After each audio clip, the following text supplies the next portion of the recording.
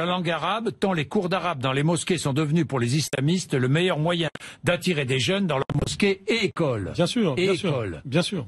Ce diagnostic est évident. Et on pourrait donc mener vous ce allez raisonnement. relancer l'apprentissage de la langue arabe. Mais si vous voulez, ce sont des sujets qui sont tellement délicats qu'on ne peut pas les amener comme vous êtes en train de le faire. Par contre, ce qui est évident, c'est que d'abord, il y a le développement de l'apprentissage des langues. Et l'arabe est une langue très importante, comme d'autres grandes langues de civilisation. Je pense au chinois qui est en train de se développer beaucoup, ou au russe.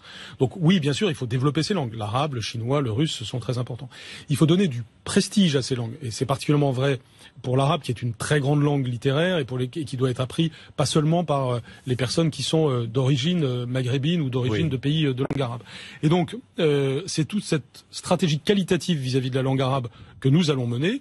Nous allons aussi questionner la façon dont l'arabe s'apprend aujourd'hui dans des structures dédiées avec les dérives communautaristes que vous venez de dire.